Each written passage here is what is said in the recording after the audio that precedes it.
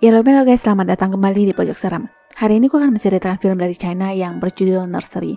Hayo kita mulai.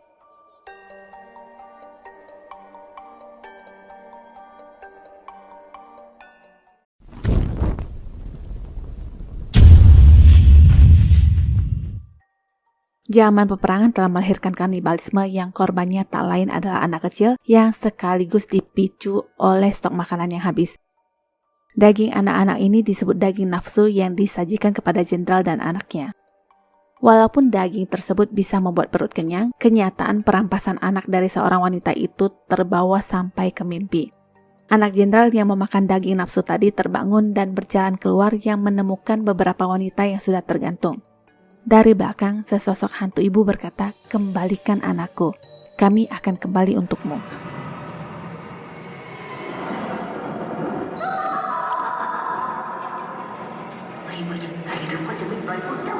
Jasad-jasad yang tergantung tadi pun menghilang dan hantu sang ibu masih menatap dengan penuh kemarahan. Setelah itu sang anak pun ditarik oleh beberapa pasang tangan dan lenyap.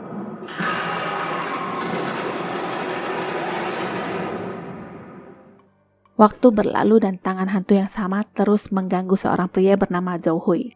Kaki yang gelantungan di belakang, suara perempuan dan jejak kaki di lantai yang mengarah ke suatu tempat selalu hadir.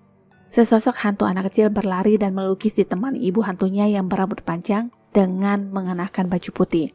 Anak setan itu berbalik dan berteriak yang membuat Zhou Hui tersadar, sudah duduk di railing balkon yang hampir terjatuh. Besok paginya Zhou Hui ditelepon Jifei tunangannya untuk memastikan jadwal keberangkatan mereka ke luar negeri tepat waktu. Zhou Hui meminta untuk mengatur ulang jadwalnya karena ada satu karya lagi yang akan diselesaikan. Inilah karya yang dimaksud, seorang anak yang memandangi ibunya dari kejauhan. Sebenarnya Zhou Hui lebih ingin mencari kebenaran tentang ingatannya yang hilang sebelum berumur 9 tahun. Karena itulah Zhou Hui kembali ke kampung halamannya dan menemui seseorang yang bernama Guo Su selaku ketua RT di sana setelah menemukan sertifikat rumah yang disimpan almarhum ayahnya. Di tengah jalan dia merasa mendengar suara anak kecil tapi tidak menemukan sosoknya. Sampailah dia di rumah Guo Su dan langsung menanyakan keberadaan ibunya.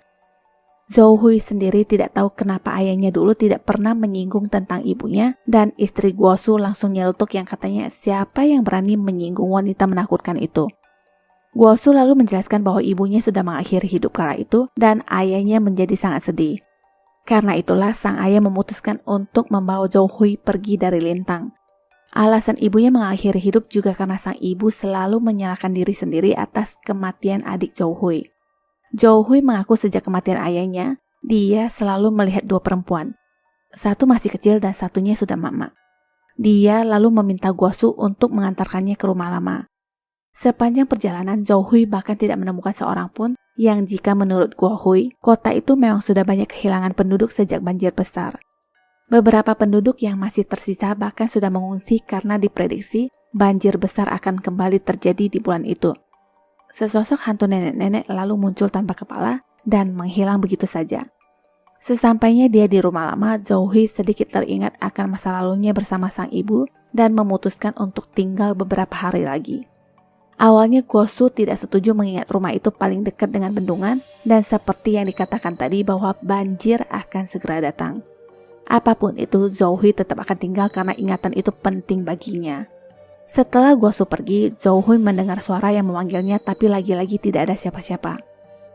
Tak lama setelah itu dia ditelepon Jifei untuk membahas acara pameran mereka bulan depan. Karena sinyal buruk, Zhou Hui meminta Jifei menyusul ke rumah dengan mengirimkan alamatnya segera. Setelah itu, Zhou Hui melanjutkan melihat-lihat barang yang masih tersisa di rumah tua dan menemukan sebuah tangga menuju ke ruang bawah tanah. Di sana ada sebuah pintu yang ditempel jimat tapi tidak membuatnya mundur.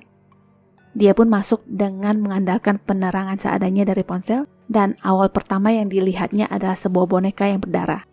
Hal itu mengagetkan tapi ketika dilihat kedua kalinya, boneka tersebut normal seperti boneka pada umumnya. Yang menakutkan sekarang sesuatu yang ditutup kain dan bergoyang sendiri yang ternyata hanyalah mainan kuda-kudaan. Kucing hitam juga melengkapi rasa takut dan tak jauh dari sana ada gambar yang dilingkar dengan lilin dan sajen di dalamnya. Di sampingnya ada box bayi dengan boneka yang ditempeli jimat. Sesuatu mengundang perhatian dengan jatuh dari raknya secara tiba-tiba, dan ketika Zhou Hui mengarahkan perhatiannya kembali ke box bayi, boneka tadi berubah menjadi hantu anak kecil. Zhou Hui memberanikan diri mendekati box itu dan melihat lebih jelas yang ternyata hanya boneka biasa. Tapi sewaktu dia ingin memegang boneka tersebut, dia kembali dikagetkan dengan sebuah tangan yang menangkap tangannya. Hal inilah yang membuat dia berlari ke atas dan di sana sudah ada seorang bapak-bapak yang langsung bertanya apakah pintu itu sudah dibuka olehnya. Si bapak juga menyuruhnya untuk segera meninggalkan rumah secepat yang dia bisa, jika tidak maka seluruh keluarga Meng akan berakhir dengan kematian. Setelah mengatakan itu, si bapak ngacir sambil berkata mereka kembali. Zhou Hui tidak begitu mengerti maksud dari si bapak dan setelah itu, dia tidak sengaja bertemu dengan pria bernama Shao Hua di supermarket. Shao Hua adalah pria berandalan yang tiap hari mengusik toko untuk mendapatkan minuman gratis. Mendengar nama dan marga Zhou Hui, semua mata tertuju kepadanya. Shao Hua berkata Shao Hui adalah keponakannya, tapi hal itu dibantah oleh pemilik toko. Setelah Zhou Hui pergi, dia melihat Jifei dan mengejarnya tapi malah diserang oleh seorang nenek. Jifei menghampirinya dan Zhou Hui mengajaknya segera pergi karena ada nenek gila yang ternyata tidak ada siapa-siapa di sana. Luka di tangannya juga tidak berbekas. Mereka lalu kembali ke rumah dan Zhou Hui bercerita bahwa belakangan ini dia selalu bermimpi buruk dan ketika bangun dia akan melukis seorang wanita dan anak kecil yang berpakaian tradisional lintang secara otomatis. Inilah salah satu sebab kenapa Zhou Hui selalu merasa semua berkaitan dengan masa kecilnya. Jifei tidak begitu menyukai rumah tua tersebut dan mengajaknya untuk kembali ke kota, tapi Zhou Hui kekeh ingin mengetahui masa lalunya. Malamnya Zhou Hui terbangun karena mendengar suara yang memanggil namanya dari ruang bawah tanah. Dia pun turun dan bertemu dengan dua perempuan seperti yang selalu hadir di dalam mimpinya. Zhou Hui memanggil wanita itu dengan sebutan ibu dan sesosok nenek-nenek pun muncul dengan tawa terkekeh-kekeh. Wanita itu terus melihat ke atas dan naik ke bangku lalu diri. Zhou Hui yang melihat kejadian itu ingin menolong tapi badannya tiba-tiba tidak bisa digerakkan. Anak perempuan kecil itu berteriak sedangkan nenek terus tertawa. Sekuat tenaga Zhou Hui mencoba menggerakkan badannya dan situasi menjadi berubah. Justru dia yang tergantung dan beruntungnya masih bisa diselamatkan Jifei tepat waktu. Jifei mengajak Zhou Hui segera pulang tapi dia belum mau dan memperlihatkan jimat yang tertempel di pintu tempo hari. Si bapak misterius itu muncul lagi yang langsung berkata, seharusnya Zhou Hui tidak membuka ruangan tempat anak itu. Dia juga bertanya apakah Zhou Hui melihat hal yang tidak kasat mata, yang dijawab Zhou Hui tidak masalah dengan semua itu. Dia mengeluarkan jimat tadi dan menanyakan si bapak apa yang sudah dia perbuat dengan keluarganya dan dijawab harusnya kamu bertanya pada ibumu apa yang sudah dia lakukan. Gambaran tentang cerita lama pun terngiang di kepala Zhou Hui, di mana ibunya melakukan sihir hitam yang memberi makan roh bayi yang langsung dibenarkan oleh si bapak. Ritual itu dipercaya bisa membangkitkan kembali jiwa anak-anak yang sudah meninggal mendadak, tapi dengan catatan mereka tidak bisa terkena sinar matahari.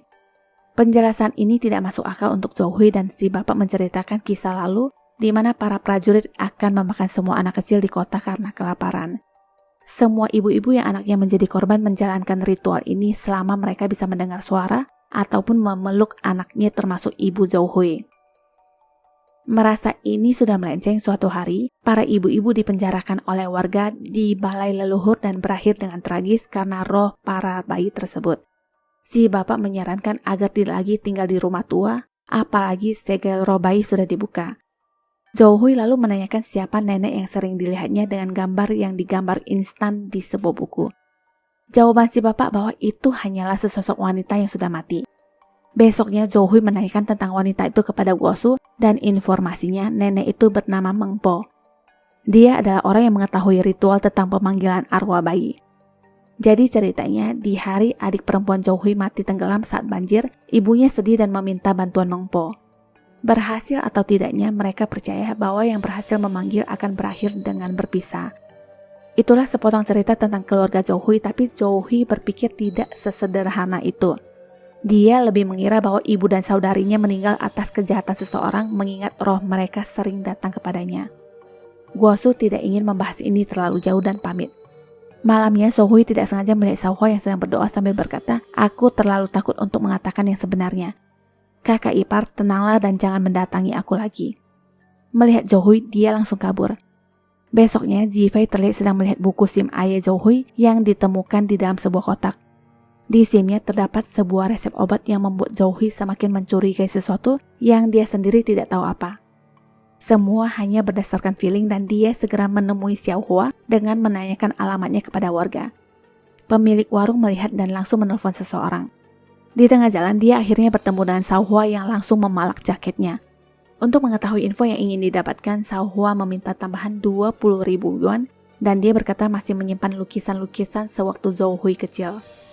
Semua lukisan-lukisan itu akan diberikan kepadanya dan mereka lalu membuat janji temu lainnya di sebuah kota yang letaknya 1 jam perjalanan. Masing-masing kembali ke rumah dan mengemas barang-barang mereka. Xiao Hua lalu didatangi orang dan singkat cerita, Xiao Hua sudah menghilang saat Zhou Hui tiba di rumahnya. Zhou Hui kemudian pulang ke rumah dan menurut Ji Fei, si tukang mabok itu palingan tepar di depan rumah orang. Zhou Hui yang asik mengunyah makanan tiba-tiba merasa ada yang aneh di mulutnya dan seekor ikan hidup pun dimuntahkan, tapi semua itu hanyalah ilusi. Melihat Zhou Hui yang semakin hari semakin aneh, Ji Fei pun masuk ke ruang bawah tanah sewaktu Zhou Hui tidur. Yang dia lakukan adalah menghancurkan box bayi dan momen itu juga membuat Zhou Hui terbangun.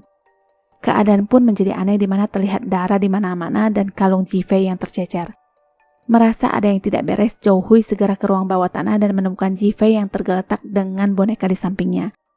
Sesadarnya Ji Fei, dia menjadi takut akan sesuatu sambil berkata, "Aku mengingatnya." Ji Fei dibiarkan istirahat untuk menenangkan diri sementara Zhou Hui membersihkan noda darah yang entah dari mana asalnya. Di tengah-tengah Zhou Hui tertarik untuk melihat ponsel Ji Fei dan di sana ada foto resep obat ayahnya dulu. Besoknya Zhou Hui masih mencoba menghubungkan kejadian-kejadian yang digambarnya selama ini dan kalimat-kalimat orang yang ditemuinya. Malamnya, dia didatangi arwah adiknya yang berlari ke sebuah tempat dan di sana, dia menemukan papan orang mati yang berjatuhan yang ternyata hanyalah mimpi. Zhou Hui tetap menganggap adik perempuannya ingin mengatakan sesuatu kepadanya dan orang-orang di kota telah menyembunyikan sesuatu darinya. Di tempat lain, Xiao Hua ditemukan seseorang dengan kondisi terikat dengan mulut tersumpal. Setelah dibebaskan, dia langsung ke rumah Zhou Hui dan menceritakan kebenaran menurut versinya. Jadi saat itu, ibu Zhou Hui memanggil roh bayi dan tragedi pun terjadi. Zhou Hui kecil mendadak menjadi diam dan tidak mau bicara dengan siapapun. Yang dia lakukan hanya duduk melukis dan tidak tertarik dengan apapun di luar sana. Ayahnya yang baru kembali dari rantau menjaganya dan memutuskan untuk membawa Zhou Hui pergi dari kota itu. Ibunya sendiri menjadi seperti orang tanpa roh dan Gosu meminta biksu Deping untuk menyegel ruangan anaknya. Ibunya tidak terima dan berteriak memanggil anaknya. Tak lama setelah itu, ibunya mengakhiri hidup. Satu hal lagi, alasan Zhou Hui kehilangan ingatan itu ternyata memang disengaja ayahnya dengan memberikan obat yang tertera di dalam resep yang dia temukan tempo hari. Dulu Zhou Hui menderita autis dan diterapi menggunakan lukisan. Ingatan Zhou Hui pun dihapus dengan terapi hipnotis dan semua buktinya ada di dalam ponsel Ji Fei yang tak lain adalah foto resep yang dimaksud. Sekarang dia menyecer Ji Fei yang telah mengetahui ini semua dan kenapa masakannya juga terasa familiar dengan masakan ayahnya. Ji Fei berkata alasannya sederhana di mana sebelum ayahnya meninggal telah berpesan harus memberikan obat itu jika Zhou Hui mulai mengalami gejala halusinasi dan tidur berjalan. Zhou Hui merasa kesal karena obat ini justru menghalanginya untuk mengingat masa lalu. Bagaimanapun dia akan tetap mencari kebenaran dan si bapak tiba-tiba muncul yang langsung mengatakan kemarahan tidak akan mendatangkan kebaikan. Orang tua pasti menginginkan yang terbaik untuk anak mereka. Zhou Hui lalu dibawa ke rumah Meng Po untuk mencari kebenaran. Dia menendang pintu rumah yang sudah disegel dan kejadian ini persis seperti waktu di mana para warga menyerbu rumah Meng Po yang dipimpin oleh Guosu. Tak disangka Meng Po malah ditemukan tergantung dan sekarang Zhou Hui ingin mencari papan roh ibu dan adiknya. Cari kemana-mana gak ketemu dan Zhou Hui berpikir harus menanyakan ini kepada Guosu. Sesampainya di rumah Guosu, Guosu langsung berkata dia melakukan ini untuk kepentingan orang-orang di dalam kota. Papan-papan roh di rumah Meng Po adalah milik semua ibu yang melakukan kesalahan. Guosu mengklaim banjir waktu itulah yang telah menghilangkan nyawa Meng Po, ibu dan adiknya akibat telah melakukan hal yang memalukan. Perkataan itu membuat otak Zhou Hui memproses kalimat Guosu dengan cepat dan asumsinya mereka menyalahkan Meng Po dan para ibu yang berakibat mendatangkan banjir. Apapun itu yang Zhou Hui inginkan sekarang adalah papan nama adik dan ibunya tapi dijawab tidak tahu oleh Guosu. Hal itulah yang akhirnya membuat Zhou Hui murka dan menghajarnya. Ji Fei dan si bapak datang dan mendesak Guosu untuk mengatakan yang sebenarnya. Singkat cerita, disinilah papan roh itu disembunyikan tepatnya di ruang bawah tanah.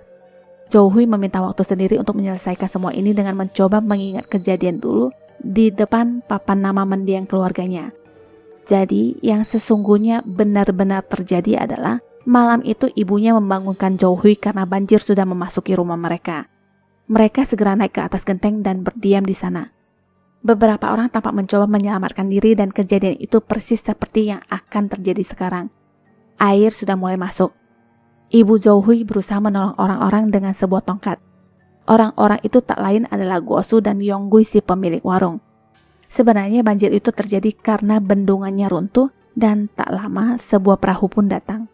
Karena daya tampung perahu seseorang harus tinggal, tapi para bapak-bapak ini begitu egois. Tidak ada yang mau mengalah karena alasan pribadi masing-masing. Zhou-Hui masih di dalam ruangan untuk mengingat semua yang terjadi, sedangkan di luar, Jifei begitu mengkhawatirkannya dan terus mendobrak pintu. Lanjutan cerita dulu, Guosu bahkan menolak membantu saat ibu Zhou-Hui ingin menitipkan anak bayinya. Ibarat air susu dibalas air tuba. Sang ibu memohon seperti apapun, Guosu tetap menolak, malah sekarang sang ibu disuruh untuk memilih bertukar posisi dengan Zhou-Hui. Tentu saja sang ibu tidak tega dan memutuskan anaknya lah yang akan ikut. Di tengah perjalanan, Zhou-Hui malah jatuh dan dibiarkan begitu saja. Di momen sekarang pun air sudah selevel kepalanya. Kembali ke masa lalu, Zhou-Hui kemudian diselamatkan oleh Jifei, begitu pula masa kini. Sekarang Zhou-Hui baru menyadari garis kecil itu ternyata Jifei, dan sekarang Jifei meminta maaf kepadanya yang sudah berbohong. Jadi malam itu bercak-bercak darah tersebut adalah ulah Jifei, dan dia jugalah yang sudah memasukkan obat penghilang ingatan ke dalam masakan yang disajikan kepada Zhou-Hui. Alasannya karena Jifei tidak ingin Zhou-Hui hidup terperangkap oleh kenangan lalu yang pahit.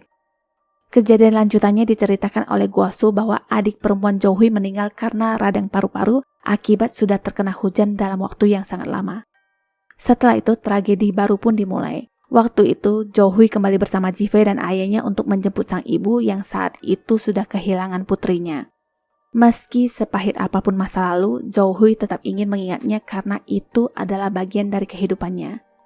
Keluar dari bayang-bayang masa lalu dan menghargai kebahagiaan sekarang, itulah yang harus dilakukan untuk melanjutkan hidup. Tamat. Terima kasih sudah menyaksikan shortcut film ini. Jangan lupa subscribe, like, and share, juga menyalakan lonceng notifikasi untuk updatean film selanjutnya ya. Sampai jumpa.